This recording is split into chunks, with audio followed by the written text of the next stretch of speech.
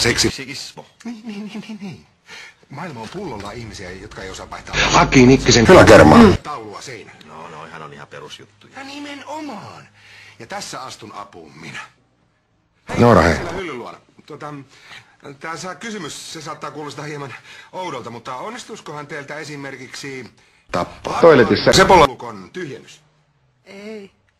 No siinä näet. Kaikille ihmisille. Tappaa. Isoäidin kauppias. Kai se on uskottava. Tämä ohjelma, tämä on suorastaan välttämättömyys. Herkkua. Siis kansalaistaitoa viidepaketissa. Niin, olisihan se tietysti. Tai voisihan se tietysti vähentää talotaikureittenkin ylityötaakkaa. Eipä kestä. Aivan. Ja sen takia mä haluankin, että sä puhut tälle AP:lle vielä tänään. Julialta. Jäi hirvipaisti saamatta. Tällaiset loistavat ideat, ne varastetaan välittömästi. Sen takia mä haluan myydä sen tälle AP:lle mahdollisimman pian. Niin, tästä nyt olisi. Vittu.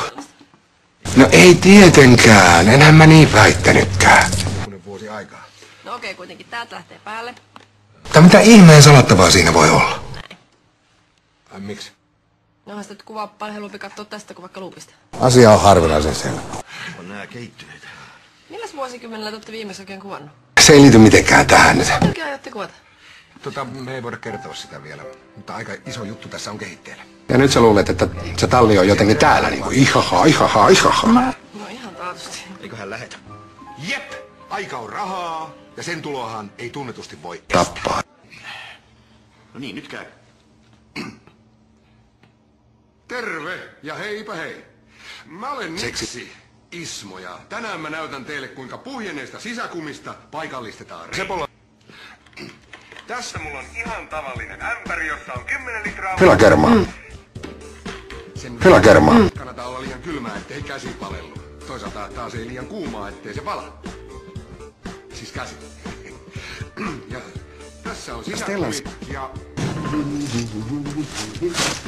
Nyt me upotetaan tää ämpäriin, pyöritellään sitä ja puristellaan niin, että reikä löytyy ja ilmakuplat alkavat... Tappaa. Yläkermaa. Eiks Naara ollut kotona?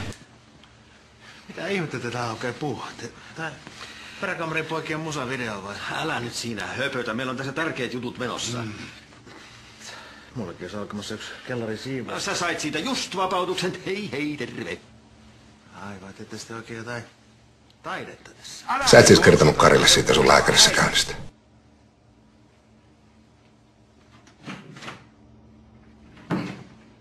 Otetaanko uudestaan? Seksi. Osa 1, Otto 2. Stellansin valikoinnissa löytyy hyvän tuulen teetä.